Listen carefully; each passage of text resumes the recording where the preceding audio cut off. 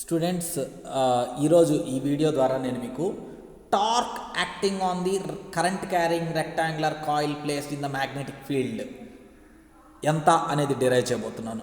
Okay, so I'm going to derive equation for torque, TORQUE, torque acting on current carrying rectangular coil, current carrying rectangular coil placed in magnetic field. Magnetic ఫీల్డ్లో ఒక rectangular కాయిల్ని కానీ place చేసామంటే, for example ఇది magnetic field, ఈ magnetic ఫీల్డ్లో ఒక rectangular కాయిల్ని కానీ place చేసామంటే రెక్టాంగిల్ షేప్లో ఉండే ఒక వైర్ చుట్ట ఆ రెక్టాంగులర్ కాయిల్ గుండా కరెంట్ పాస్ చేస్తూ ఉంటే దాని మీద పనిచేసే టార్క్కి ఈక్వేషన్ డిరైవ్ చేద్దాం. దీనికోసం ఒక 2-3 విషయాలు మనం తెలుసుకోవాల్సి వస్తుంది. వాటిలో ఫస్ట్ది ఏంటి అని అంటే మనం ఆల్రెడీ డిస్కస్ చేసిన Fleming's left hand rule. So Fleming's left hand rule ఒకసారి గుర్తు తెచ్చుకున్నారంటే ఏమని చెప్తుందంటే, if you stretch your left hand thumb, four finger and central finger such that they 3 are mutually perpendicular each other, ఆ 3 mutually perpendicular each అదర్గా ఉన్నాయనుకోండి. So ఒకసారి మీరు place చేసి చూసుకోండి. If your forefinger represents the direction of the magnetic field and central finger represents the direction of flow of current, then your thumb represents the direction of action of force. అంటే మీ 4 finger field డైరెక్షన్లో ఉండి central finger current డైరెక్షన్లో ఉంటే then your thumb వచ్చేసి force డైరెక్షన్ని represent చేస్తుంది అని చెప్తుంది. దీన్నే మనం ఏమంటామంటే ఫ్లెమింగ్స్ లెఫ్ట్ హ్యాండ్ రూల్ అని అంటాం. ఏమంటాము? ఫ్లెమింగ్స్ లెఫ్ట్ హ్యాండ్ రూల్ అని అంటాం అనమాట. ఓకే, సో ఇప్పుడు ఈ ఫ్లెమింగ్స్ లెఫ్ట్ హ్యాండ్ రూల్ ఇంకొకటి ఏంటి అని అంటే నేను చెప్పాలనుకున్నది, ఒక కరెంట్ క్యారింగ్ కండక్టర్ ఉందనుకోండి. సో మనకు ఒక కండక్టర్, ఈ కండక్టర్లో ఫ్లో అయ్యేటటువంటి కరెంట్ అయ్యి దీని యొక్క లెంగ్త్ ఎల్, ఇది మ్యాగ్నెటిక్ ఫీల్డ్ తోటి magnetic field having magnetic induction be bar తోటి తీటా యాంగిల్ చేస్తూ ఉంటే అప్పుడు దాని మీద పనిచేసే ఫోర్స్ ఎఫ్కి ఫార్ములా, అప్పుడు దాని మీద పనిచేసేటటువంటి ఫోర్స్ ఎఫ్కి ఫార్ములా ఏమని డిరైవ్ చేశాను, ఏమని చెప్పుకొని ఉన్నామంటే F=ILB sin θ అని చెప్పి డిస్కస్ చేసుకున్నాం.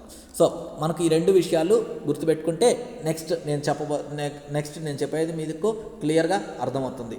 సో మనం ఇక్కడ చేయబోయేది ఏంటి అంటే we're going to derive equation for the magnetic induction torque acting on the current carrying rectangular coil. So first ఒక మ్యాగ్నెటిక్ ఫీల్డ్ని కన్సిడర్ చేద్దాం. ఈ మ్యాగ్నెటిక్ ఫీల్డ్ యూనిఫామ్గా ఉందనుకుందాం. ఈ మ్యాగ్నెటిక్ ఇండక్షన్ వచ్చేసి బీ బార్ అనుకుందాం. Let B bar is the magnetic induction అని అనుకుందాం. ఓకేనా? సో మ్యాగ్నెటిక్ ఫీల్డ్లో మ్యాగ్నెటిక్ ఇండక్షన్ వచ్చేసి బీ బార్ అని అనుకుందాం. సో ఇక్కడ మీరేం చేయాలి అంటే ఒక రెక్టాంగులర్ కాయిల్ని ప్లేస్ చేస్తారు. సో ఆ రెక్టాంగులర్ కాయిల్ని ప్లేస్ చేస్తున్నారు. సో ఇది ఆ రెక్టాంగులర్ కాయిల్ అని అనుకుందాం. సో నేను ఇక్కడ ఏం తీసుకున్నాను అంటే ఆ రెక్టాంగులర్ కాయిల్ని మ్యాగ్నెటిక్ ఫీల్డ్కి పర్పెండిక్యులర్ డైరెక్షన్లో ఉంది అని అనుకుందాం.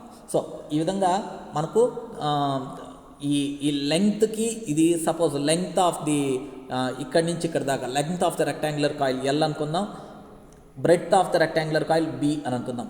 ఈ మ్యాగ్నెటిక్ ఫీల్డ్కి ఈ లెంగ్త్ ఆఫ్ ది కండక్టర్ వచ్చేసి పర్పెండిక్యులర్గా ఉంది. ఎలా ఉంది? పర్పెండిక్యులర్గా ఉంది. సో బ్రెడ్త్ వచ్చేసి మ్యాగ్నెటిక్ ఫీల్డ్ డైరెక్షన్లోనే ఉంది.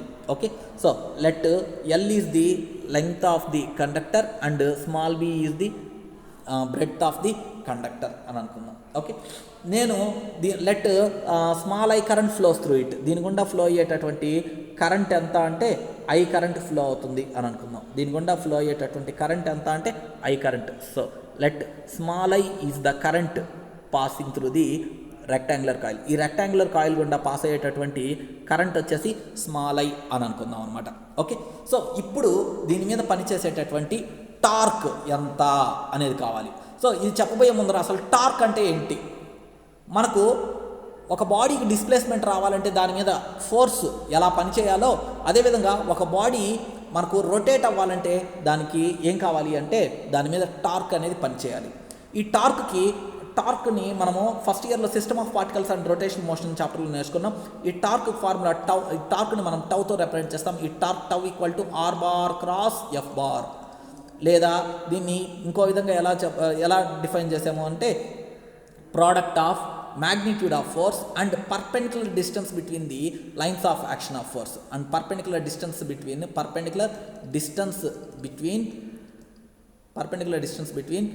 two lines of action of force, perpendicular distance between two lines of action of force అని అంటాం అనమాట. ఓకే, సో ఈ torque tau equal to R bar cross F bar. So దీన్ని ఇంకో రకంగా ఎలా డిఫైన్ చేసాము అంటే magnitude of one of the force into perpendicular distance between the two lines of action of force అని చెప్పి డిఫైన్ చేశాను. సో ఇక్కడ నేను ఏం చేస్తాను అని అంటే మనం ఇక్కడ ఈ కాయిల్కి నేను పేరు పెడతాను, సే ఏబిసిడి అని పేరు పెడతాను. సో మనకు ఈ కాయిల్కి పేరు ఏబిసిడి అని పెడతాను. So A B C D ఇలా ఏబిసిడి అనే కాయిల్ పేరు పెట్టాను. సో ఇక్కడ తీసుకున్నది కరెంట్ క్యారింగ్ రెక్టాంగులర్ కాయిల్ అయినా కానీ ఇక్కడ 4 ఇండివిజువల్ కండక్టర్స్ ఉన్నట్టు. 1 ఏబి అనే కండక్టరు, 2 బీసీ అనే కండక్టరు, 3 సిడి అనే కండక్టరు, 4 ఏడి అనే కండక్టరు. ఇప్పుడు ఫోర్స్ యాక్టింగ్ ఆన్ ఏబి ఎంత, ఫోర్స్ యాక్టింగ్ ఆన్ బీసీ ఎంత, ఫోర్స్ యాక్టింగ్ ఆన్ సిడి ఎంత, ఫోర్స్ యాక్టింగ్ ఆన్ ఏడి ఎంత అనేది చూద్దాం. చూడండి, అసలు ఒక కరెంట్ క్యారింగ్ రెక్టాంగులర్ కాయిల్కి ఒక current carrying rectangular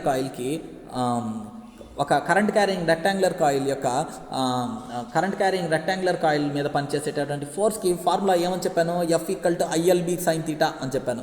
so F equal to force acting on the current carrying rectangular కాయిల్కి జనరల్ ఫార్ములా వచ్చేసి F equal to ILB sine theta అని చెప్పాను. అవునా, ఇక్కడ ఐ అంటే కరెంట్, ఎల్ అంటే length of the conductor, capital B అంటే magnetic induction, theta అంటే angle between the length of the conductor and magnetic induction. So ఇప్పుడు force acting on the AB ఎంత అనేది చూద్దాం. Force acting on the A B conductor, force current వచ్చేసి I E, A B యొక్క length ఎంత B, breadth B, magnetic induction capital B, sine theta value ఎంత మనకు ఆ ఏబి అనేది మ్యాగ్నెటిక్ ఇండక్షన్ ప్యారల్గా ఉంది కాబట్టి యాంగిల్ 0. సో చూడండి, సో ఇక్కడ కరెంట్ వచ్చేసి ఐఏ, ఏబి యొక్క లెంగ్త్ వచ్చేసి బ్రెడ్త్ బి, సో ఎల్ బదులు బి అని పెట్టాం. క్యాపిటల్ బి మ్యాగ్నెటిక్ ఇండక్షన్, మనకు మ్యాగ్నెటిక్ ఇండక్షన్కి ఈ బ్రెడ్త్కి అంటే ఈ డైరెక్షన్ 2 సేమ్ యాంగిల్లో ఉన్నాయి కాబట్టి వాటి మధ్య యాంగిల్ 0. దేర్ఫోర్ మనకు సైన్ 0 వాల్యూ ఎంత అవుతుంది. సో మనకు ఫోర్స్ యాక్టింగ్ ఆన్ ఏబి వచ్చేసి IB capital B sine 0, sine 0 value 0 into anything 0. Therefore force acting on AB ఏమవుతుందంటే force acting on AB equal to ఏమవుతుందంటే 0 అవుతుంది. అదేవిధంగా force acting on the CD కూడా 0నే, force acting on the CD కూడా 0నే. చూడండి, ఇక్కడ సిడి మీద పనిచేసేటటువంటి ఫోర్స్ యాక్టింగ్ ఆన్ ఏబి వచ్చేసి 0, ఫోర్స్ యాక్టింగ్ ఆన్ సిడి కూడా 0నే. ఎందుకు అనంటే మనకు ఈ లెంగ్త్ ఆఫ్ ద కండక్టర్కి మ్యాగ్నెటిక్ ఇండక్షన్కి మధ్య ఉండే యాంగిల్ 0 డిగ్రీస్ కాబట్టి సో మనకి ఇదంతా కూడా ఏమవుతుందంటే 0 అవుతుంది. So force acting on the conductor C D వచ్చేసి ఎంత అంటే 0. మరి ఫోర్స్ యాక్టింగ్ ఆన్ బీసీ ఎంత అనేది చూద్దాం. సో ఫోర్స్ యాక్టింగ్ ఆన్ బీసీకి వచ్చేసరికి so force acting on BC దగ్గరికి వద్దాం. సో ఇక్కడ ఏమవుతుంది, force acting on BC equal to current I, BC యొక్క length L, magnetic induction BE, sine ఈ బీసీకి మ్యాగ్నెటిక్ ఇండక్షన్ యొక్క డైరెక్షన్కి మధ్య యాంగిల్ 90 డిగ్రీస్. సో సైన్ 90 అవుతుంది. సైన్ 90 వాల్యూ 1 ఈక్వల్ టు ఎంత 1. Therefore force acting on BC equal to ఎంత అంటే I L B, force acting on B C ఎంత ఐఎల్బి. అలాగే force acting on A B B C C D A D, force acting on A D ఎంత అంటే అది కూడా ఐ, ఏడి యొక్క length L, magnetic induction B, sine theta value 90 degrees, sine theta value equal to sine 90 equal to 1 కాబట్టి I L capital B అవుతుంది. Therefore force acting on A B and force acting on C D equal to 0 అవుతుంది. But force acting on B C is equal to force acting on A D equal to I L capital B అవుతుంది. So ఒకసారి ఇప్పుడు చాలా జాగ్రత్తగా వినాలి, so ఇదంతా మీరు ప్రాక్టికల్గా నేను ఇక్కడ నేను స్కూల్లో ఉంటే నేను చూపించేవాడిని. సో కానీ ఇక్కడ 1 second what I will do is just wait. So ఇక్కడ నేను కనిపిస్తున్నాను. సో ఇప్పుడు చూడండి, ఫస్ట్ మనం force acting on A B and force acting on C D వచ్చేసి 0 అని చూపించాము. ఇప్పుడు force acting on A D equal to force acting on BC equal to I L B అని చూపించాను. So force acting on A D యొక్క డైరెక్షన్, ఏడి మీద పనిచేసే ఫోర్స్ యొక్క డైరెక్షన్ ఏంటి అనేది చూడాలి. చూడండి, ఇప్పుడు మీరు మీ లెఫ్ట్ హ్యాండ్ తీసుకోండి. ఇప్పుడు నా లెఫ్ట్ హ్యాండ్ నేను తీసుకున్నాను, మీకు కెమెరాలో నా లెఫ్ట్ హ్యాండ్ రైట్ హ్యాండ్గా కనిపించవచ్చు. సో బట్ నేనైతే తీసుకున్నాను. సో ఇక్కడ నా 4 ఫింగర్ ఇది, ఈ నా సైజ్ చూడండి, 4 ఫింగర్ డైరెక్షన్ ఏ డైరెక్షన్లో ఉంచాను, ఈ మ్యాగ్నెటిక్ ఇండక్షన్ డైరెక్షన్లో ఉంచాను. సో ఇప్పుడు కరెంట్ వచ్చేసి మనకు 4 ఫింగర్ వచ్చేసి మ్యాగ్నెటిక్ ఫీల్డ్ డైరెక్షన్లో ఉంది. తర్వాత నా వైపుకు ఉంది మిడిల్ ఫింగర్, మీకు కనిపించదు, ఇట్లా ఉంటే మీకు కనిపిస్తుంది. సో నేను కనిపించకుండా ట్రై చేస్తాను. సో ఇప్పుడు మీకు మూడు వేళ్ళు కనిపిస్తున్నాయి. సో ఇది తంబు పైకి ఉంది, ఇది మ్యాగ్నెటిక్ ఇండక్షన్ రైట్ సైడ్కి ఉంది, ఇంకోటి సెంట్రల్ ఫింగర్ అది నా వైపుకు ఉంది అంటే ఇది X axis, 4 finger X axis, Y axis వచ్చేసి తంబు అయితే జెడ్ యాక్సిస్ డైరెక్షన్లో సెంట్రల్ ఫింగర్ ఉంది. ఓకే, సో ఈ మనకు సెంట్రల్ ఫింగర్ వచ్చేసి కరెంట్ డైరెక్షన్లో ఉండాలి. కరెంట్ డైరెక్షన్లో ఉంటే ఇలా ప్లేస్ చేసామనుకోండి, మ్యాగ్నెటిక్ ఫీల్డ్ వచ్చేసి 4 ఫింగర్ డైరెక్షన్లో, కరెంట్ వచ్చేసి వర్టికలీ అప్వర్డ్ డైరెక్షన్లో ఉంటే ఇంటూ ది స్క్రీన్ ఫోర్స్ యొక్క డైరెక్షన్ ఉంది. చూడండి, స్క్రీన్ లోపలికి ఉందన్నమాట, స్క్రీన్ యొక్క డైరెక్షన్ లోపలికి ఉందన్నమాట, తంబు యొక్క డైరెక్షన్ స్క్రీన్ లోపలికి ఉందన్నమాట. సో ఈ తంబు ఏం రిప్రజెంట్ చేస్తుంది? According to Fleming's left hand rule మనకు ఫోర్స్ యొక్క డైరెక్షన్ రిప్రజెంట్ చేస్తుంది. So force acting on the AD using the Fleming's left hand rule ఏమని చెప్పచ్చు అంటే it is moving inwards. So అది మనకు లోపలికి ఉంది అనొచ్చు. సో ఈ విధంగా అనమాట. సో ఈ విధంగా ఉంది ఏంటి, force acting on the AD ఆ డైరెక్షన్లో లోపలికి ఉందన్నమాట.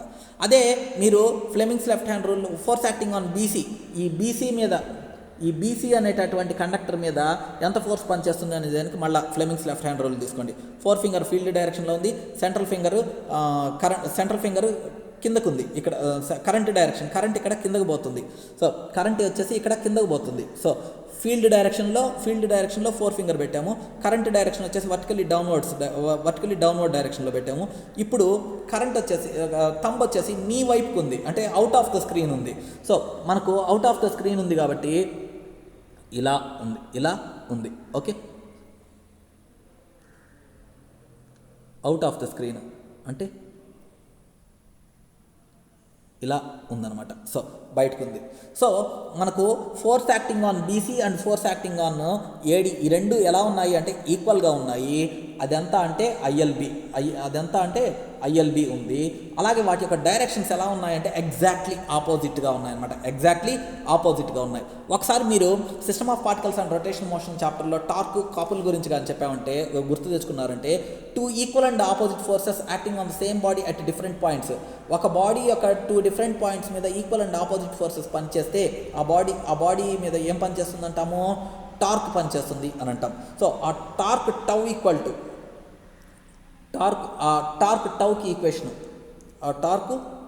Equation torque tau equal to ఏంది అని అంటే మనకు magnitude of one of the force into perpendicular distance between the two forces అనమాట. 2 ఫోర్సెస్ మధ్య పర్పెండిక్యులర్ డిస్టెన్స్. సో ఆ మ్యాగ్నిట్యూడ్ ఆఫ్ ఫోర్స్ ఎంత అంటే సో ఐఎల్బి అనేది ఇక్కడే డిరైవ్ చేశాం. So torque tau equal to ILB into perpendicular distance, ఒకటి AD ఇంకోటి వచ్చేసి బీసీ. ఈ రెండింటి మధ్య ఉండేటటువంటి పర్పెండిక్యులర్ డిస్టెన్స్ ఎంత? Small B. సో ఇక్కడ స్మాల్ బి అని పెడతాం. సో లెంగ్త్ ఇంటూ బ్రెడ్త్ అంటే ఏంటి? ఏరియా. కాబట్టి ఏరియాని క్యాపిటల్తో చూపిస్తాం. Therefore torque tau equal to ఏమవుతుందంటే ఐ, లెంగ్త్ ఇంటూ బ్రెడ్త్ బదులు క్యాపిటల్ ఏ అని రాస్తాం, బి రాస్తాం. Therefore magnetic induction at a point, torque acting on the rectangular coil placed in the torque acting on the current carrying rectangular coil placed in the magnetic field. టౌకి formula ఏంది అంటే IAB. ఇది బాగా గుర్తుపెట్టుకోండి. So ఇది ఏ కేసులో ఎప్పుడైతే మనకు ఈ రెక్టాంగులర్ కాయిల్ వచ్చేసి మనకు మ్యాగ్నెటిక్ ఫీల్డ్కి పర్పెండిక్యులర్ డైరెక్షన్లో ఉందో, అంటే area of the rectangular coil వచ్చేసి మ్యాగ్నెటిక్ ఫీల్డ్కి పర్పెండిక్యులర్ డైరెక్షన్లో ఉంటే ఇది. అలా పర్పెండిక్యులర్ డైరెక్షన్లో కాకుండా కొంత యాంగిల్ తీటా చేస్తూ ఉండింది అనుకోండి, అంటే ఫర్ ఎగ్జాంపుల్ ఈ విధంగా నేను డయాగ్రామ్ డ్రా చేసి చూపిస్తున్నాను. సో ఇది మ్యాగ్నెటిక్ ఫీల్డ్ అనుకోండి, ఇది మ్యాగ్నెటిక్ ఫీల్డ్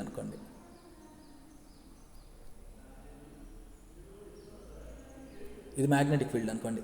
సో దీనికి మనకు రెక్టాంగులర్ కాయిల్ ఇలా కాకుండా మనకు ఈ విధంగా కొంత యాంగిల్ చేస్తూ ఉందనుకోండి, ఈ విధంగా. అంటే suppose the normal drawn to this rectangular area bounded by the rectangular coil is making an angle theta with the magnetic induction తోటి area bound by the rectangular coil theta angle చేస్తూ ఉంటే అప్పుడు torque formula ఏమవుతుందంటే, టార్క్కి formula tau equal to ఏమవుతుందంటే IAB sine theta అవుతుంది. So tau equal to IAB sine theta అవుతుంది. So this is the general equation where general ఇక్కడ మనకు ఒక రెక్టాంగులర్ కాయిల్ వచ్చేసి మ్యాగ్నెటిక్ ఇండక్షన్ తోటి పర్పెండిక్యులర్ డైరెక్షన్లో ఉంటే టార్క్ ఫార్ములా ఐఏబి.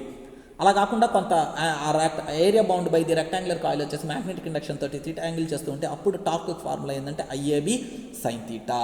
సో ఇది 8 మార్క్స్లో ఒక హాఫ్ అన్నమాట. సో దీని కంటిన్యూషన్ వీడియో ఇంకోటి చేస్తాను, సో దాన్ని కూడా చూడండి. ఓకే, సో ఇదంతా కలిపి ఒక 8 marks question, moving coil galvanometer. So ఇక్కడ వరకు 4 మార్క్స్కి అడిగే ఛాన్స్ ఉంది.